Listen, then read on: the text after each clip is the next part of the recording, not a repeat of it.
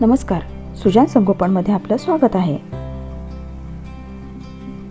बाळाला डायपर वापरणं हे बऱ्याच दृष्टीने सोयीस्कर असतं, पण बाळाला डायपर वापरताना खूप काळजी घेणं गरजेचं असतं, अन्यथा बाळाला त्याचा खूप मोठा त्रास होऊ शकतो।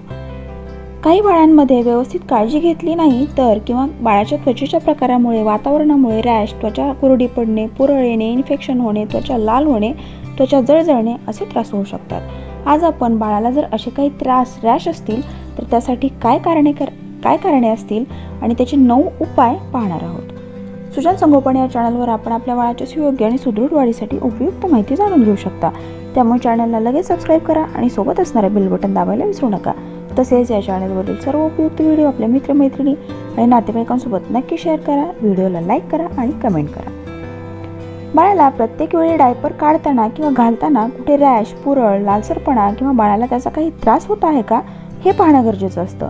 म्हणजे हा त्रास सुरू होतानाच आणि कमी प्रमाणात असतानाच आपल्याला त्यावर उपाय करता येतील।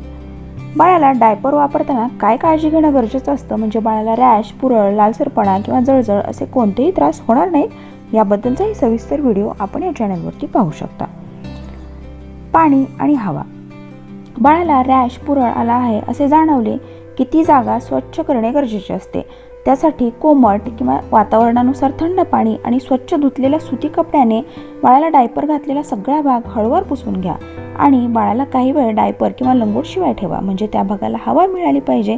हवेमुळे त्वचेला होणारा त्रास लवकरात लवकर कमी होतो। खोबरेल तेल। खोबरेल तेल हे त्वचा मऊपणा, पोषण देण्यासाठी आणि जखम भरून येण्यासाठी खूप उत्तम असतं।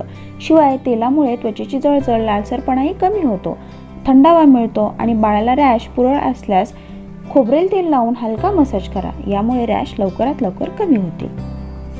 कोरफड। कोरफड देखील खूप चांगलं पोषण देते आणि त्वचा मऊ करते। तसेच यातील अँटीबॅक्टेरिया रॅश लवकर भरून काढतात। कोरफडीचा गर काढून आपण तो गर रॅश असलेल्या ठिकाणी 3 ते 4 वेळा लावू शकतो। दुधाची साय।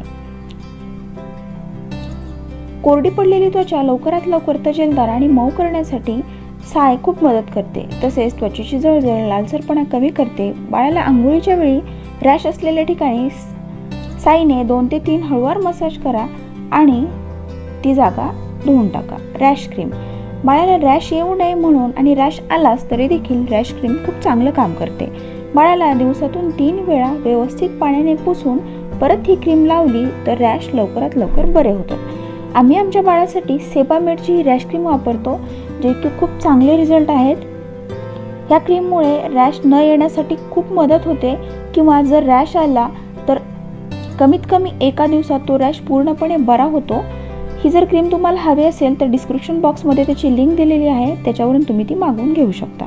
Petroleum jelly. हानी झालेली आणि कोरडी पडलेल्या त्वचेची झीज लवकर भरून काढण्यासाठी पेट्रोलियम जेली खूप उपयुक्त असते। दिवसातून 2 वेळा आपण बाळालाही लावू शकता। लोणी। कोरडी पडलेली त्वचा लवकरात लवकर तजेलदार आणि मऊ करण्यासाठी लोणी खूप मदत करतं। तसेच त्वचेची जळजळ, लालसरपणाही कमी करतं। बाळाला अंघोळीच्या वेळी लोण्याने रॅश असलेल्या ठिकाणी 2 ते 3 मिनिट हळूवार मसाज करा आणि पाण्याने धुवून टाका, परंतु लोणी हे घरी बनवलेलं असावं। रॅश बरी होईपर्यंत बाळाला परत डायपर वापरू नका। बाळाची रॅश, पुरळ, लालसरपणा, जळजळ पूर्णपणे बरे होईपर्यंत बाळाला डायपर न वापरणंच उत्तम असतं, म्हणजे त्वचेला हवा मिळेल त्यासाठी सुती लंगोट वापरा। बाळाची त्वचा सुकलेली राहील याकडे लक्ष द्या। बाळाने शी किंवा शू केल्यानंतर लंगोट किंवा इतर कपडे लगेचच बदलणं उत्तम। बाळाला ओले कपडे काही वेळ जरी अंगात राहिले तरी बाळाला त्याचा त्रास होऊ शकतो, त्यामुळे लगेच कपडे बदलणे, स्वच्छता करणे, क्रीम लावणे हे देखील गरजेचं असतं, म्हणजे बाळाला रॅश, पुरळ, जळजळ असे कोणतेही त्रास होणार नाहीत आणि वाढणारही नाहीत। यातील काही उपाय व्यवस्थित 1 ते 2 दिवस केले तर बाळाचा त्रास लगेच कमी झाल्याचे आपल्याला लक्षात येईल, परंतु जर काही फरक वाटला नाही तर लगेच काही औषधे डॉक्टरांच्या सल्ल्यानुसार चालू करण्याची गरज असते। या संदर्भात आपला काही अनुभव, अधिक माहिती असेल तर आम्हाला नक्की कळवा। आपण ही माहिती इतर पालकांपर्यंत नक्की पोहोचवून त्यांचीही मदत करू शकतो।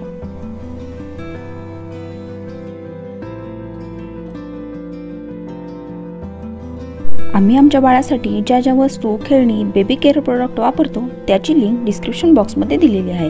हे सगळे प्रोडक्ट आम्ही स्वतः वापरलेले आहेत आणि ते खूप उत्तम देखील आहेत।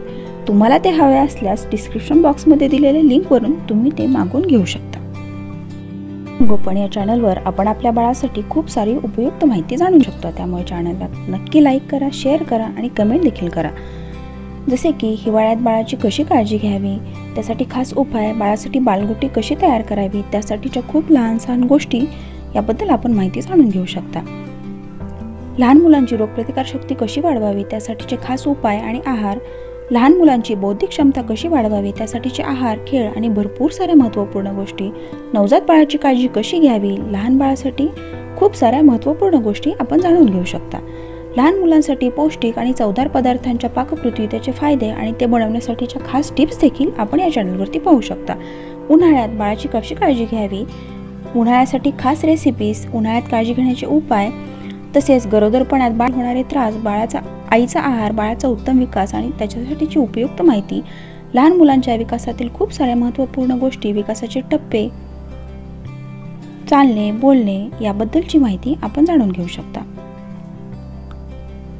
त्यामुळे आपल्या चॅनलला नक्की सबस्क्राईब करा आणि सोबत असणारे बेल बटन दाबायला विसरू नका. तसेच या चॅनलवरील सर्व उपयुक्त व्हिडिओ आपले मित्रमैत्रिणी आणि नातेवाईकांसोबत नक्की शेअर करा.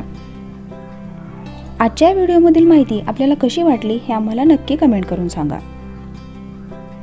तसेच या चॅनलवरील सर्व उपयुक्त माहितीचे व्हिडिओ आपल्या मित्रमैत्रिणी आणि नातेवाईकांसोबत नक्की शेअर करा. व्हिडिओला लाईक करा आणि चॅनललाही नक्की सबस्क्राईब करा. या चॅनल संदर्भातील सूचना, कल्पना आणि अधिक माहिती आम्हाला कायमच मार्गदर्शक ठरेल.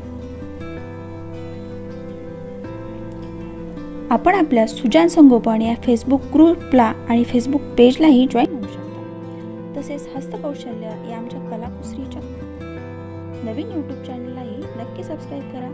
या चॅनलवरती आपण नवनवीन कलात्मक वस्तू कशा तयार करायच्या हे पाहू शकता. धन्यवाद.